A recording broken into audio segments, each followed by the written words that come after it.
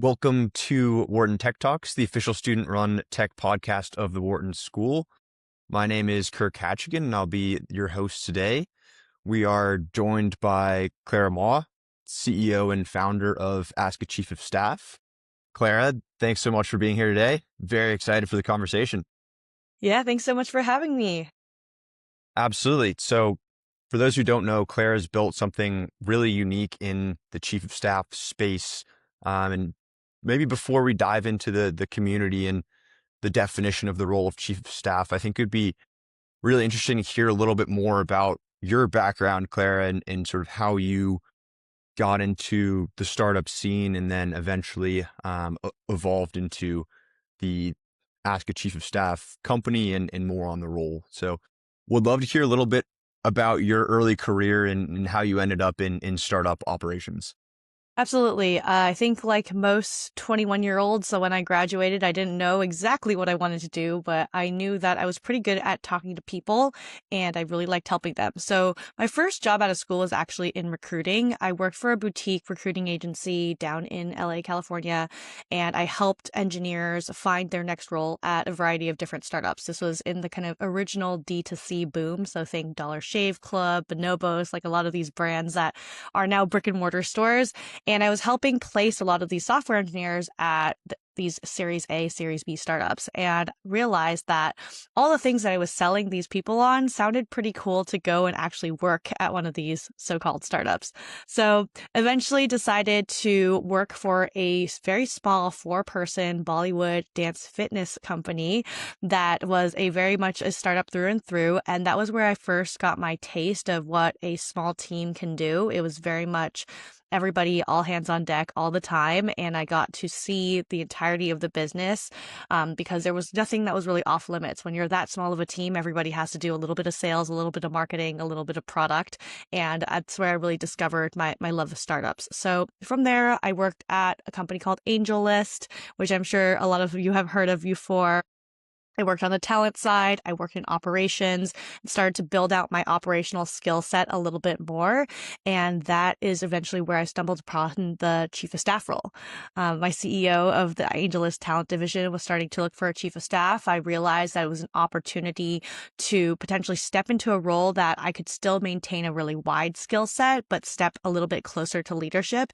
And that's where I really kind of set my eyes on the chief of staff role, eventually landing a chief of staff role at a company called Hugging Face, which was a Series A startup at the time, is now a billion-dollar unicorn, and have decided that the chief of staff role was one that was so impactful and transformational for my own career that I wanted to build more resources and community in that space. So that's the short version. Yeah, makes sense. A lot of questions there. I think first on kind of navigating some of those roles in earlier stage startups, how did you go about that and kind of what did some of those roles look like where you were in a very small team and wearing multiple hats at the same time? Yeah, I always say, especially with chief of staff roles, your career path can look very windy. And now that I look back on it, I can put a little bit more of a narrative to it. But the thing that I think I really tried to keep in mind was just to stay curious and ask, where else can I help with a lot of these companies, right? Even at the recruiting boutique agency that I was at, we didn't have an IT person. So I actually ended up in addition to my recruiting role, helping set up a bunch of laptops for new hires and, installing software, like helping people train up on just email procedures, like things like that. And I think that curiosity is something that's always stayed with me throughout my career and has opened up a lot of opportunity for me throughout the different startups I've worked at. I was always willing to give an extra 3 to 5 hours a week just to be like, hey, is there anything that I can jump in on? Does anybody need an extra pair of hands? Is there something that doesn't necessarily need to be done by the team lead or the manager that I can fill in on? And that would always give me a little bit of a glimpse into other parts of the business that were not necessarily in my job description, but then gave me a more holistic understanding of the business as a whole, which served me really well when I wanted to make a pivot into a chief of staff role or move to an AI company, even though I didn't have any direct AI experience. Right. So just asking those questions, hey, where else can I help out with an extra couple hours a week? Mm-hmm. Makes sense. And then I know you mentioned this briefly, sort of a little bit of a winding career path. Do you see that as a real strength of over the course of your career, being able to get experience at a large number of different companies versus potentially staying at one company longer term? Yeah, for me personally, I did feel like it helped a lot. I mean, while I was going through it, it definitely didn't feel like a strength. I saw a lot of my friends kind of move through the different tracks of management consulting or software engineer, where there's a very clear ladder of you come in as associate, you become a manager, you become a VP. Like there's this kind of very straightforward track for you to build your career in a certain industry or a certain kind of occupation. Whereas for me, I went from being a recruiter to sort of a jack of all trades at a startup. I think at that dance fitness company, my official title was like Director of Creative Solutions, which like I had never heard anywhere else, but it just felt a little bit encapsulating of like all the different things I was doing. Eventually moved to a more generic title of operations and then finally stepped into the chief of staff role. And so title wise, when you look at my resume, it may not make the most sense, but if I'm able to get into the room, I'm able to explain that a lot better. And having those wide breadth of experiences means that not only can I come in and tackle a lot of different problems, even if I haven't done something that's exact one-to-one, I know enough about what goes on in a business as a whole to try to come up with something that's a little bit different. And I'm unafraid to step into new situations where I don't have context, but I can learn it very quickly. And so for a chief of staff role, I think that's a lot of the job. It's a lot of firefighting. It's a lot of figuring out, who owns what, where do I go to get the right answers, or at least part of the answers so that I can build a better solution than what we have now. And so I think having that breadth is very helpful. Totally makes sense. And I know you touched on kind of the first chief of staff role you had at Angel List. Would love to hear kind of how you initially navigated into that role and kind of what you were thinking the role would be like, and then what it ended up being like at the time. Yeah, so I never actually held the official chief of staff title at AngelList. I think it was more of a realization of that was what I was doing and then chasing the title more formally. And so that's something that I often tell a lot of aspiring chiefs of staff is that there are probably parts of the job that you're already doing, double down on those things so that you can really put them on your resume and help you stand out when it comes to then applying to the job later on. But at AngelList in particular, I worked first under our head of operations, worked very closely with her to help, streamline processes, be the first line of customer success, work with our engineers to improve our product. And in that role, we worked really closely together. I think I was either the first or second hire on her team. And so we kind of worked in very close lockstep. That was the first time I worked so closely with an executive and really had my opinions heard as opposed to like just having a manager that I would report up to. And then when the CEO of AngelList started to look for a chief of staff himself, I took the initiative to just ask, like, what are the qualifications that you want for this role? And what are the things that you expect this person to do? For that role in particular, I think where I was qualified was that I had built a lot of great rapport with a lot of members of the company. That was very valuable because people would trust me and, they would be willing to share information with me or give me progress updates, things like that. I was already helping put together all hands decks. So a lot of the operational side of things I was already strong at. The thing that he was looking for specifically was more data analytic work. And that was just not something I had in my background. So eventually when it came time to kind of officially decide, like, would I step into the role or would it be better if I found the role elsewhere, I ultimately decided to go somewhere else, but had a lot of that foundational piece already and could use that to leverage the interview process for my next role. Yeah. And would love to hear a little bit more about that next role at Hugging Face as well. Obviously, huge company now. And I assume you were there around kind of the COVID period. Yeah. What was, Yeah. what was that like? Would love to hear a little more on that. Yeah, so I mean, in the dog food of all dog foods, I actually used AngelList talent to find my Hugging Face chief of staff role. It was a job that was listed, and I was like, oh my gosh, I've heard of this title now. I'm excited about it. I'm interested. Let me throw my hat in the ring for this position.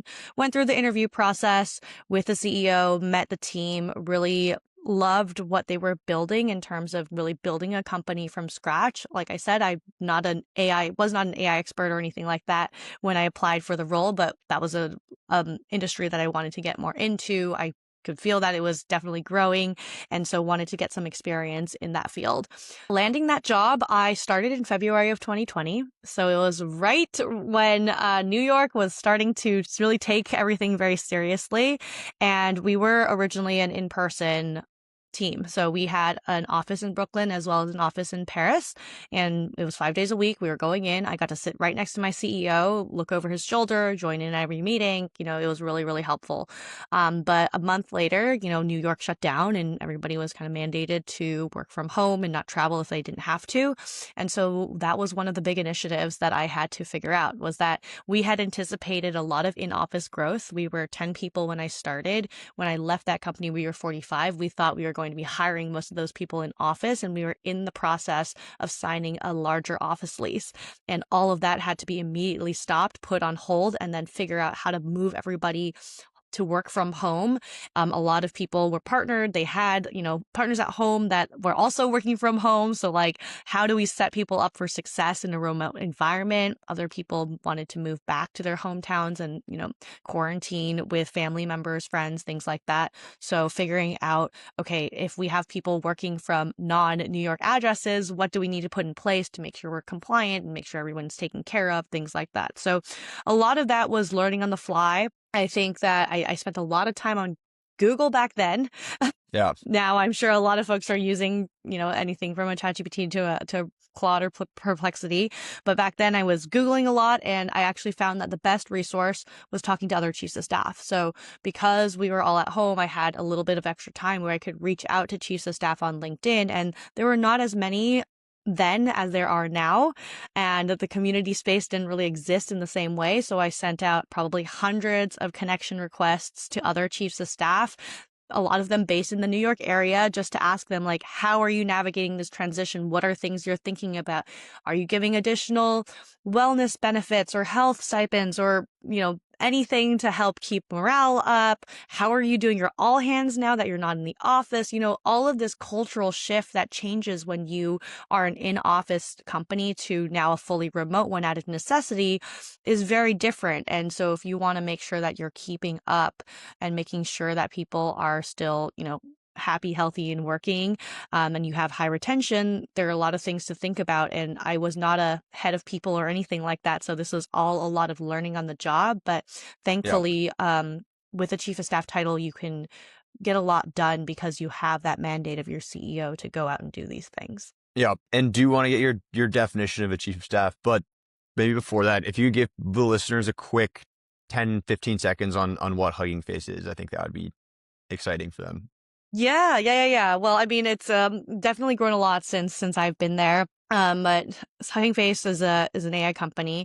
They at the time back then were an open source library where people could download a variety of different models to use to help with their data sets and things like that. So that it was kind of this, back then, what felt like this revolutionary like hub of all these different models and data sets that people could use in a variety of different projects and things like that. I think one thing that was really incredible to see was all the different contributors that we had that would contribute to this library, really international, all over the world, and to kind of see this community grow over time and people sharing different things and like having all of this cutting edge technology really inspired me to continue my work now in the community space as well, to really kind of see the power of people coming together and sharing that knowledge with one another. Yeah, I feel like that's a great parallel kind of between your network and kind of what they were doing.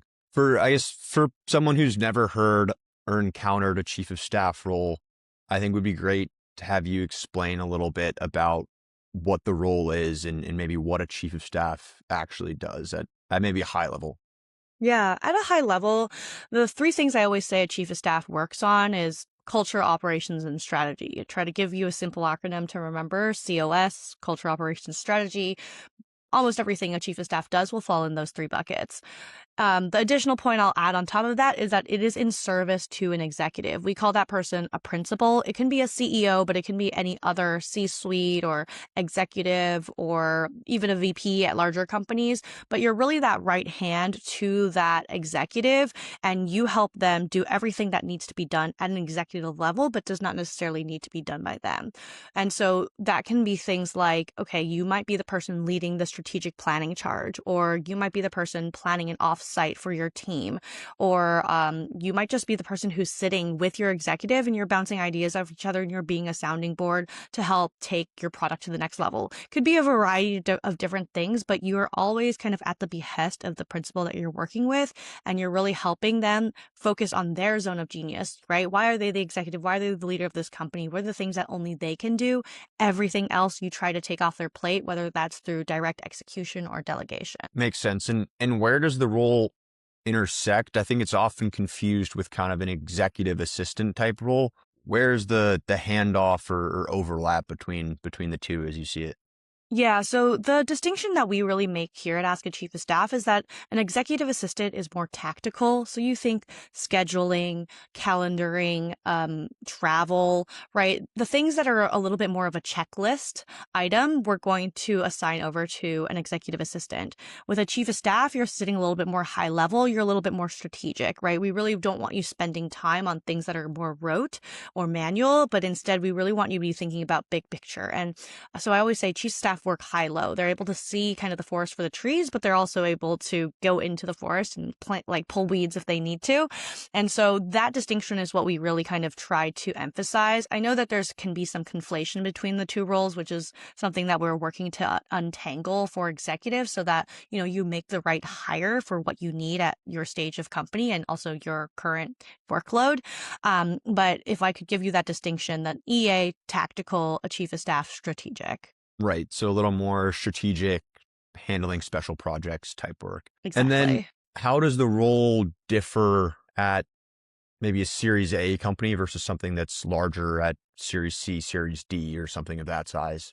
Yeah. So as a company grows from earlier stage to later stage, we see the chief of staff grow from more of this all-purpose generalist to somebody who's more of an indirect people, I call it people wrangler, kind of indirect people manager, right?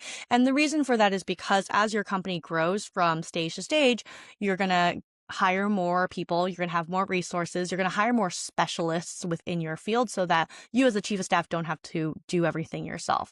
So one example I'll give you is that when I was a Series A chief of staff, I think this was maybe day 2 or 3 on the job, one of our employees came up to us and said, my wife had a baby, like what is our parental leave policy? And at a Series A company, we just simply hadn't had that happen yet. We hadn't Yeah. had to hit that kind of roadblock where everyone was kind of running towards the product and the engineering and the science side of things. And we just like hadn't quite thought of that yet. So I was responsible for basically drafting up the first version of this policy, our parental leave policy, knowing that this is probably something that is going to be updated over time. There's probably going to be new things that get updated, like law-wise as well, right? Like certain states have certain rules about what is kind of the minimum requirement. And eventually an HR person is going to take this over. But until that happens, I'm going to have to get something in place that is at least good enough so that our employees feel happy. And also like this is going to set the precedent for what's to come, down the line. So at a Series B or Series C company, like a chief of staff would probably never have to do that. That's probably something that would have already been established. But what they would be responsible for is working with the HR person if, the CEO was like, hey, I think we do need to update this. Or, if the HR folks came over and said, like, there's been a law that's been updated, like, I need to get the CEO's approval before we, run with this or buy a new insurance policy or whatever it is. And so the chief of staff is more project managing that process versus, actually doing the research and getting it done themselves. So as a company gets larger, there's more resources, there's more people, your role is going to be more of that, getting the progress update on things, reporting them back up to your principal so that they can make good decisions without being in every single meeting themselves. Right. So larger stage, bit more project management, task based, whereas smaller stage, you're There's a doing little bit everything more hands on. execution. Yep, exactly. Makes sense. And are these roles really just within tech? I feel like most of the roles I see are within tech, but are you seeing other industries kind of adopt the chief of staff role and model as well? Yeah, the chief of staff role is probably prevalent across all industries. I mean, the role is originally ported over from politics and military, right? So it kind of came from the public sphere and has kind of now been translated into the private and the VC backed, the startup world, et cetera, et cetera. There are a lot of great companies out there that have had a very strong chief of staff culture for a long time that are in the tech space, like a LinkedIn or Microsoft, for example. But we see chiefs of staff across healthcare, manufacturing, all these different nonprofits, even. And so ultimately, hypothesis is that this role has always existed. There's always kind of been these people who are like the glue people within an organization, or like the CEO whisperer, if you will. They may just not have held this exact title, but finally it feels like there's a moniker that describes what people are doing a little bit better. And so I think that has really helped contribute to the rise of the chief of staff title itself. Yep. And maybe across some of these different varieties of roles, what are some of the key threads or skills that you've seen are prevalent across really all of the most effective chief of staffs? Is there a core skill set across these different variations? Yeah, I would say that there's definitely some skills that I recommend every chief of staff work on. And I think these are great skills overall to have in your career. And I know that there's an argument for them to be called like soft skills, but I really call them people skills, right? These are like kind of non-negotiable skills that anybody is going to make you a better manager, a better employee, a better person overall just in your life. So first and foremost is communication. Chiefs of staff are translating up and down the stack, right? They're talking to executives, but they're also talking to individual contributors. So, and especially in a lot of these remote hybrid environments, written communication is so important as well. Whether you're writing up a proposal, you're writing up an update, you're presenting in all hands. And so written and spoken communication, I think, is super, super important here. And especially learning how to build an executive presence as well, right? How do you get in the room and talk to other executives, even if you're not a C-suite technically yourself, but you're in the room with a lot of them? How do you make sure that you can communicate your point effectively and also make them feel like, okay, I belong here? So communications first and foremost. Number two, I would say, is kind of meticulous organization. You're juggling a ton of different things all at once, and you need to know how to prioritize which things can get kicked to next week or which things need to be done, today and this week. And if they're not done, then, the company falls apart, right? There's a lot of pressure to feel like everything is a fire, but if everything is a priority, then nothing's a priority. And so being able to self-manage yourself, but also manage all the different competing priorities and working with your principal to make sure that you're aligned on what those things are, is also a super important skill set. And then the last one I would say is like building some sort of speciality for yourself, right? Like, yes, chiefs of staff are generalists. You work on a little different things, but there's always an X factor that is going to make you more interesting to a CEO, to a company if you're getting hired. And so, for example, for me, that was my recruiting background. Like our CEO knew that we had raised our Series A and we needed to do a ton of hiring. And so coming in with a recruiting background really helped me stand apart from other candidates because knew how to put together an ATS, create a hiring pipeline, interview loop, all of these types of things. Whereas at AngelList, the CEO was looking with someone with, data analytics experience, which like I did not have and would not have been my X factor. So I would say like think about a skill set that you have built that can feel a little bit more concrete and make sure that that is something that you tout is the kind of missing puzzle piece for an executive that you work with as well. Gotcha. And on the communication piece, it wouldn't be a podcast if we didn't talk about AI.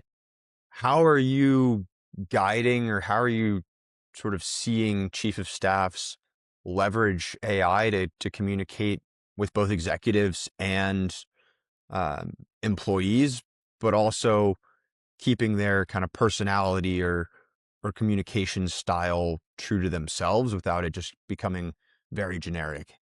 Yeah, I mean, I think thankfully right now you can still tell if something's written by AI, right? It can feel a bit rote or it feels like there is no personality or it kind of sounds exactly the same. And so, I think chiefs of staff are some of the best people to leverage AI because there are a lot of efficiencies that you can build into your own processes and workflows, right? So I know almost every chief of staff I know has some sort of note taker, right? Whether it's like a bot in a room or they have some sort of like AI enhanced note taker that they're using to gather and collate information.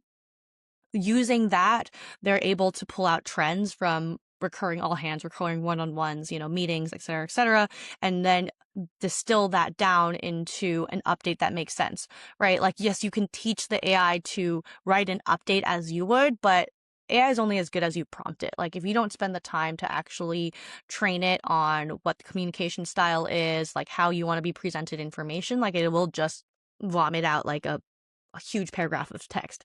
So really getting smart about how to write good prompts and how to leverage AI has been top of mind for almost every single chief of staff I know. Chiefs of staff who are not adopting AI, I think, are unfortunately going to be left behind because there are a lot of things that AI can help kind of consolidate in order to help you digest more information faster. And for chiefs of staff, information is king. The more information you have, the better decisions you can make, the more context you can give your executive so that they can make a final decision as well. The other thing I always like to see is using AI as kind of a gut check. So again, you're feeding it, you're teaching it. Hopefully, I would like to think all chief staff are being smart and working within a protected environment, right? Team business plans, things like that. And then letting it know like, hey, these are the priorities, right? That we are currently going through. You can upload user manuals there. Like, this is how my executive likes to communicate. This is how I like to communicate. This is our team culture. You can try to teach a lot of these things, but at the end of the day, you're still going to need a human touch. You're going to still need somebody at the end of the final draft to give it a once over and read it over before you send it out to the team. And the moment anybody sniffs that this was AI generated, I think you lose a lot of trust with people. And so that is something that is such important currency for a chief of staff. Having those relationships and building those relationships is something that we recommend you do day one, and you do not want to lose it because you took a shortcut to generate an update.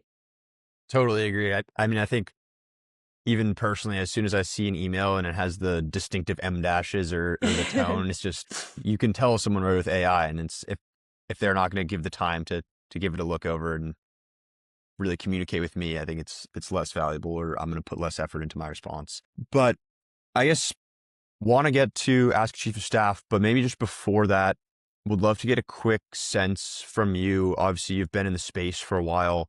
What are you seeing recently around the role or volume of role that's changed since maybe the early 2020s? Are companies getting better at leveraging the role, or has the role evolved since then?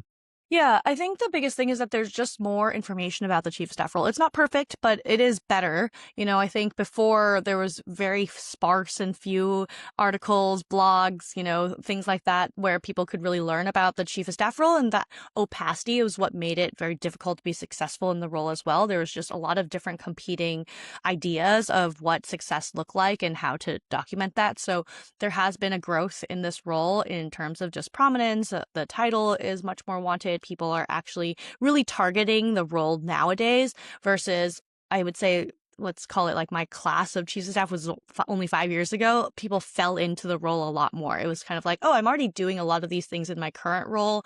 My title doesn't exactly fit what I'm doing anymore. Like, maybe chief of staff is the right title, versus now people are actively applying and trying to find these roles. The other thing I think that is also different is that the chief of staff role is now becoming more and more of a career role, as opposed to a kind of like short term 2 years you're expected to move on. Again, the comparison I'll make is that when I was a chief of staff, there was always this expectation that I was going to move on from the role. It was like, hey, you're going to do this for like a year and a half, maybe 2 years, and then you're going to find your next position, ideally within the company, or maybe like you go on and do something else. I know a lot of chiefs of staff I knew at that time had aspirations of starting their own company, and so that's why they wanted wanted the chief of staff role. They wanted to sit next to a CEO, kind of learn the ropes, and then eventually go and start their own thing with all the things that they've learned. Nowadays, I'm seeing more and more chiefs of staff either stay on in the role longer than kind of the expected, let's say, 2 years. They love working with their executive. I think if you're a great chief of staff, your executive is kind of loath to let you go because they've spent so much time investing in you, right? And getting you onboarded. You have all of this institutional knowledge that is super valuable. And so chiefs of staff are staying with their principals 3, 4, 5+ years. And then on top of that, there are a lot of chiefs of staff who they like being this kind of second in command. They don't have any interest in becoming an executive themselves, or, they don't necessarily want to start their own company, or they just like the breadth of the role. And so I'm seeing more and more chiefs of staff take on multiple chief of staff roles, one after the other, whether that's working with a different principal or in a different industry. And so that career shift of seeing this as more of a long-term role as opposed to a 2-year tenure has been another change that I've seen in the last, 5 years. Very interesting. It does seem like some of the skills and experience really being boots on the ground, fighting fires is directly applicable to kind of the startup founder role. Mm-hmm. I guess maybe outside of that, where have you seen chief of staff successfully exit, or where does the role typically take you after it? Yeah, I like to say that the chief of staff role can often be one of elimination. You get to do so many different things. You're going to learn very quickly what you like and you don't like, right? And of course, you're going to have to do every job, you're going to have to do some things that you don't like. But with a chief of staff role, you can start to kind of cull that down a little bit and then figure out what your next step is. So for me, like, I realized I really do not like to do like accounting or finance. Like, that is the first thing I'm going to try to hire myself out of, because I'm like, that's just not my bread and butter, and that's not where I'm going to succeed. I learned that I really loved working with community. I liked working with people. And also like the operational stuff was still very much in my wheelhouse. And so, my CEO and I had talked about potentially moving into more of like a head of operations or a COO track, come the end of my chief of staff tenure. Ultimately, I became a program director, which is a bit of a head of community type at another startup afterwards. And so I was able to figure out, okay, of all the things that I'm doing now, here are the things that I don't like to do. Of the things that I like to do, what kind of job would that look like? And I think that is an exercise that I try to encourage chiefs of staff to do on a quarterly basis. You're doing so many different things. You're working on so many different initiatives. Take some time to self-reflect and see the things that you're good at, the things that you like to do. What are things you would eliminate if you could, and see if there's a new job description that emerges if you feel like, this is not going to be a forever role for me. Totally. Yeah, I think even in business school, I think ruling out where not to spend your time is equally as Mm-hmm. valuable as how to manage spending your time. Exactly. Um, Kind of on that note, I know a lot of our listeners are MBAs. Is this a good kind of post MBA role, or what advice would you have for folks interested in kind of getting into the chief of staff role? Yeah, I would definitely say this is a great post MBA role. I know a lot of like business school grads go on to become chiefs of staff because you're able to kind of take the things that you have learned in the classroom and put them into practice, right? Like, now you can actually go and see what it's like to experience working at a startup or wherever else you end up being a chief of staff. And I know that what's really important for the chief of staff role is that principal and chief of staff relationship, right? There's a lot of trust built on this relationship. And so what I've seen a lot of MBA grads do is look through their alumni network to see if there are any previous alum that are now CEOs, executives, and then pitch themselves as the role. You already have a baseline of trust with each other, having gone through the same program. And so that's a really great place to start if you're interested in pursuing a chief of staff role. Otherwise, I mean, you can apply for things. A lot of companies are looking for folks who have that extra business degree, so that they can kind of come in and at least understand, business as a holistic concept, and then kind of go through the execution pieces of it. So yeah, I would definitely say that it's a great place to kind of flex those muscles if you haven't quite figured out, like, this is a specific industry or track that I want to go through. Um, People who've been management consultants before, they often take on a chief of staff role as well, because they're able to finally kind of be in a company and see through the solutions that they've proposed, things like that. Makes sense. And kind of aligned with that, how important would you say having an operational skill set is versus maybe more domain specific expertise, or does it just depend? the Yeah, consulting answer. yeah, the short answer for almost everything chief of staff related is it depends. And it depends on the size and the stage of the company, and it depends on the principal that you're working with, right? Like I know a lot of CEOs can be more of these like creative visionary types, and that's why they want someone who's a little bit more operationally minded to kind of help like pull them back down to the ground, or at least implement some processes to help them get on top of all the things that they need to. Other folks who, let's say you work in a highly regulated space like in healthcare, domain expertise is kind of a must there because there are so many regulations and things that you need to be aware of. And maybe sometimes there's even certain kind of clearances that you need if you're working in the government or, like developing different drugs, things like that, that you have to have domain expertise in order to be successful in that role. So take stock, of what is required in each of these industries. One thing that I always tell folks is like, get specific about where you want to be a chief of staff, right? Being a chief of staff at a Series A AI startup is very different than being a chief of staff at a Fortune 500 company. And so get specific about where you want to be a chief of staff, then go and do informational interviews with people who are in those roles to get a sense of what exactly is needed for you to be a front runner for those roles. And I think that's going to vary a lot across the different industries and the different sizes and stages of companies. But once you do, 10, 15 informational interviews, you're going to be able to pattern match the skill sets that you need and either build them or cherry pick the experiences that you have from your previous roles to showcase that you are the right person for this job. Yep. Super helpful. Okay. Maybe we switch gears slightly, wind the clock back a little bit. Your time at Hugging Face, you're reaching out, you're doing coffee chats with all of these chief of staffs. When kind of do you realize, hey, maybe this could be a business and there's a network and community here? Would love Yeah. to hear you talk through that kind of starting stage. Absolutely. I think the main thing that I was always surprised with when I had these coffee chats with other chiefs of staff, I would ask them all these questions. I'd come in, I'd have like 10 or 15 questions I tried to run through in 30 minutes to try to get as much information out of them as possible. And at the end of every call, they would ask me what I did. They would almost ask back the same questions and say like, well, how do you do it? Like, what do you do? And even though I'd only been in the role for 3 months, 6 months at this time, I was always surprised that they would ask that question. And they would often say, like, this is the first conversation I've had with another chief of staff. Like, I don't really talk to other chiefs of staff that often either. And so to like have a conversation with you, like, I didn't even realize that there were other ways that I should be thinking about this or like other things I should be focusing my time on or spending my time on. And so as I was having those conversations, I started to look for external resources, right? I tried to find books or like I would ask people like, which books did you read to become a better chief of staff? And just realized there really weren't that many resources on it.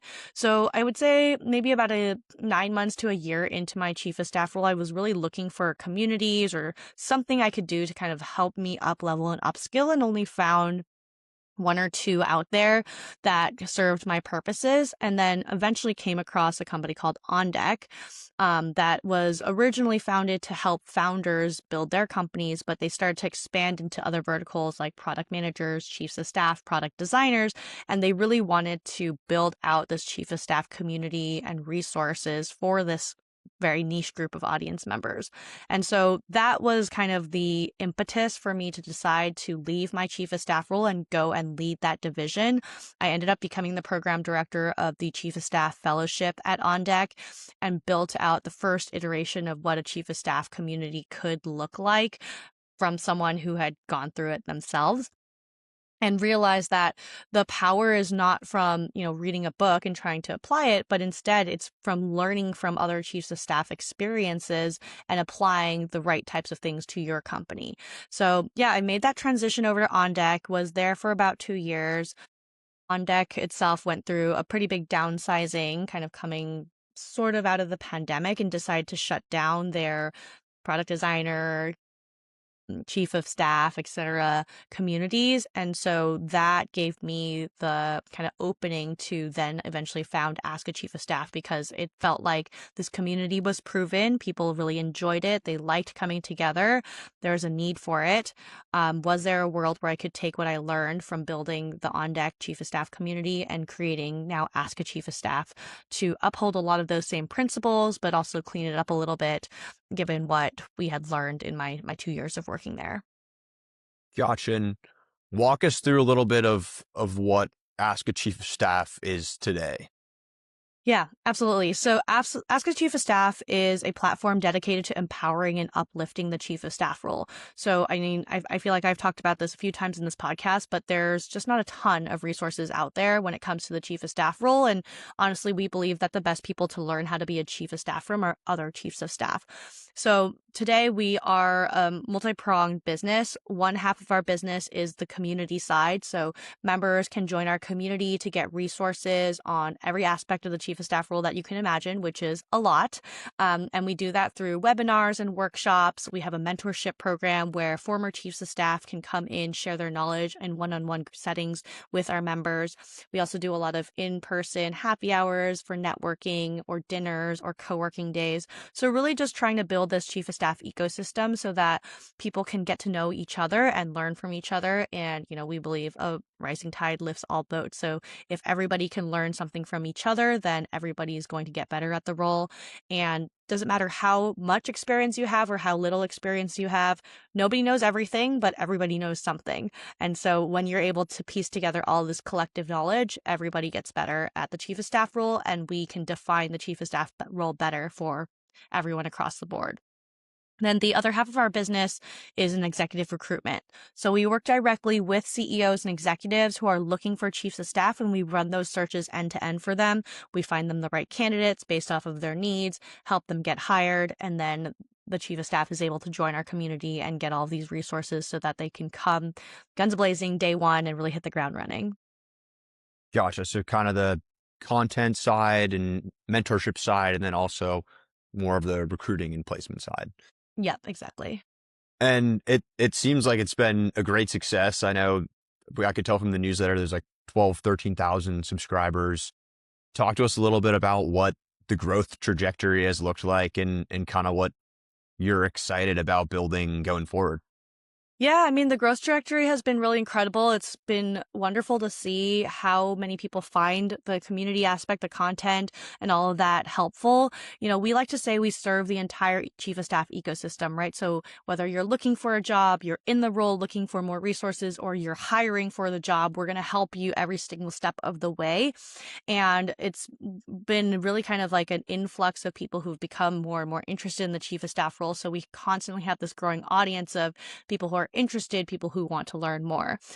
We just passed our 3-year anniversary in October, and so it's been really incredible to see the community go from 0 to over 400 in those last 3 years, and we've placed over 40 chiefs of staff at a variety of different companies, and we just expect that number to keep growing throughout the years since we don't think the chief of staff role is going away anytime soon, and more people are going to be interested in the role, and more executives are going to want a right hand for them as well. Love it. Congratulations. Want to be wary of time. I think would love to do a couple little more rapid questions if that works. Yeah, let's do it. Okay. I think maybe first off, top 3 very quick pieces of advice for someone. I know we touched on this a little bit for someone trying to land their first chief of staff role. Yeah, first and foremost, get specific about where you want to be a chief of staff.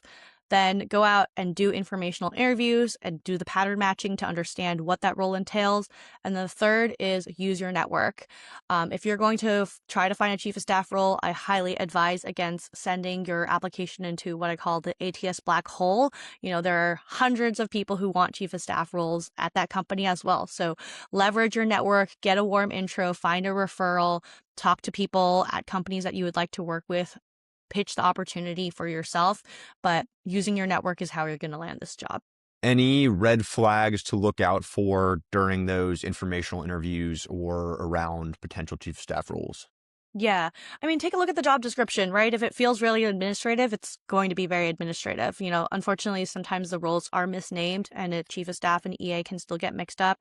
We're working to try to untangle that, but, put on your like sleuthing glasses to really make sure that if the job doesn't sound like a chief of staff role, it's not going to change once you take on that role and you are working that job, right? So make sure that you are doing your due diligence and reading up on the company and understanding that. And also remember that interviews are a two-way process, especially for chief of staff roles, right? Like, yes, you are trying to impress the CEO and the executive and the team, but they should also be trying to impress you. If you don't feel like you have good chemistry, good rapport with the person that you're going to be in lockstep with for the next 2 years at least of your life, then that is it's never going to change, right? Like, you have to feel like you're going to be able to build trust with this person day one. And of course that trust comes with time, but you should do the airport test. Is this somebody that you want to be stuck in the airport with? Is this somebody that you would want to have a meal with, right? And if you don't get that feeling right away, then it might be a good chance to either reconsider or, try and do something that is more of an informal coffee after, the later stages of the interview process, so that you can really kind of get to know this person a little bit better. Number one mistake you see existing chief of staffs making? Saying yes to everything. It's going to feel like you have to do that, but you don't. In fact, saying no is often more powerful than saying yes to everything. If you say yes to everything, that is how you get burned out. And instead, really stick to those top 3 priorities that your principal has told you, and be adamant when they tell you, hey, can you throw this on your plate too? And if it doesn't make sense, let them know, okay, I can put this on my plate, but then priority 3 gets bumped down and we're not going to look at that till next quarter or whatever it is. So, don't say yes to everything. Be mindful of your own time. You only have 24 hours in a day as well, and don't burn yourself out. Last one. When do you know it's time to move on from the chief of staff role, if ever, it sounds like? Yeah. Yeah, that's a good, I like that caveat at the end, if ever. I think it's time to move on when you feel like you've hit the ceiling of what it is that you're learning in this role. And sometimes that just comes with the stage of company, right? Sometimes your company grows to a point where it's steady state and there's not too much, additional that you need to do. It's more about maintenance, or sometimes it feels like, okay, for me personally, when the company moved from Series A to Series B, the role became less focused on operational foundation because we had already built that out, and it became more focused on product. And I knew that for me, like, I'm not an AI product builder. Like, I learn about it and I wanted to be a part of it, but that was just not going to be my strong suit. And that felt like a very natural transition for me to start to move out. We had hired a director of product, we hired a ton more engineers. And so I felt like, okay, I have also done the self-reflection of knowing that I wanted to work with more people, with communities. And so that became a very natural transition. So it is a very self-reflective process. I always try to encourage chief staff every quarter, sit down, do a little bit of self-reflection, see what you've worked on, see what you've liked, what you haven't liked, and see if it's where you want your career to be in the future. This is one of the rare roles that I always say when you come into, start to think about what you might want to do after. You don't have to hold yourself to it. It doesn't have to be the end all be all of what you do next, but having that next kind of goalpost or milestone for yourself is going to help you work on the things that you need to get there. So I had hopes of becoming a COO. I always tried to make sure like I was working on operational foundation, things scale, things like that. Had I continued on, maybe that was the track that I wanted to go on, but at least that helped me focus, what my current priorities were personally in order to get to my next step. Makes sense. Just kind of having a vision of where Mm-hmm. you eventually want to end up long term. I'll let you take a breath, but um, super helpful. I think any final thoughts from your end, or where can people find you and Ask a Chief of Staff?